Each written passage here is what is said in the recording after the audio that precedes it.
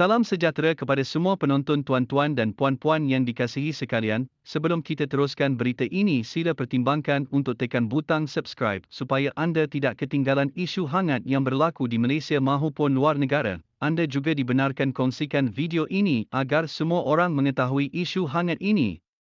Baiklah, isu hangat hari ini ialah Segelintir pemimpin UMNO yang rakus untuk berkuasa sedang mencetuskan ketidakstabilan politik dalam kerajaan pimpinan Perdana Menteri Ismail Sabri Yaakob, kata Ketua Pemuda Bersatu Wan Ahmad Faizal Wan Ahmad Kamal. Dalam temu bual dengan Malaysia Post, Wan Faizal berkata, kumpulan minoriti itu seolah-olah sakit mata melihat kestabilan yang diusahakan Ismail Sabri dan Muhyiddin Yassin sebelum ini. Itu satu pandangan yang toho atau cetek kerana puncak ketidakstabilan politik yang terjadi dalam kerajaan campuran hari ini banyak berpunca daripada segelintir kepimpinan UMNO yang rakus itu. Lihat sajalah dulu mereka tak ada jawatan timbalan Perdana Menteri. Mereka desak. Bila dapat jawatan itu, mereka tekan lagi Perdana Menteri ketika itu, Muhyiddin Yassin, kata Wan Faizal.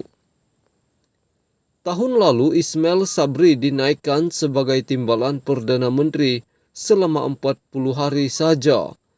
Temponya berakhir pada 16 Ogos tahun lalu, apabila Muhyiddin terpaksa meletak jawatan sebagai Perdana Menteri selepas kehilangan sokongan 11 ahli parlimen UMNO.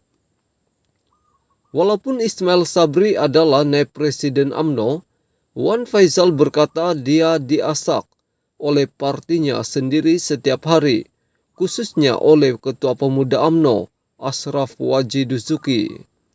Ismail Sabri cuba merangkumkan ke semua pihak dalam kerajaan, tetapi masih diasak setiap hari oleh Ketua Pemuda UMNO.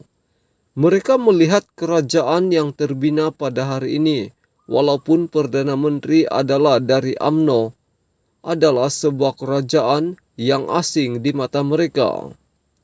Jadi perkara ini memang tidak bertanggungjawab kerana permainan politik yang dimainkan itu dalam keadaan kita susah, mengorbankan kestabilan yang telah dicapai oleh semua pihak dalam kerajaan ketika ini, katanya. Sementara itu, Wan Faizal berkata, pilihan raya umum ke-15 perlu ditangguhkan kerana kerajaan masih sibuk cuba membendung kesan akibat daripada pandemik COVID-19. Rakyat sibuk nak hidup, cari duit, cari rezeki, tak ada masa nak fikir pasal politik ini, buat masa ini. Sebab itu rakyat marah kepada ahli politik macam saya. Sebab dilihat orang politik ini tak ada simpati kepada keperitaan hidup rakyat. Jadi berilah masa untuk rakyat bernafas. Berilah masa untuk mereka menerima bantuan-bantuan kerajaan. Berilah masa untuk kerajaan selesaikan masalah-masalah ini, katanya.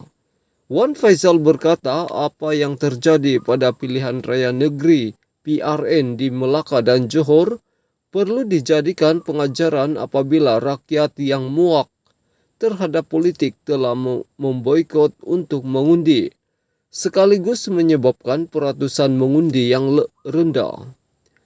Pada saya tidak sesuai Pemuda Bersatu. Armada tidak bersetuju pendirian UMNO yang mendesak dan memaksa Ismail Sabri bubarkan parlimen. Atas sebab kita sudah melihat tren peratusan keluar mengundi yang rendah akibat persoalan-persoalan semasa yang menghambat rakyat dan pengundi.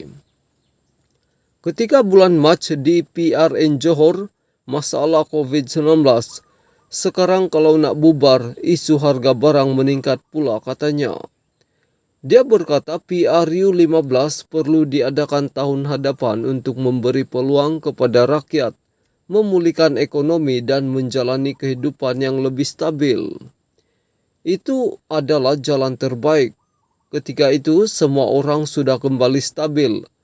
Buat masa ini hanya orang yang nak lepaskan Tengkuk dari kes mahkamah yang begitu risau, PRU15 akan berlaku lambat, kata Wan Faisal.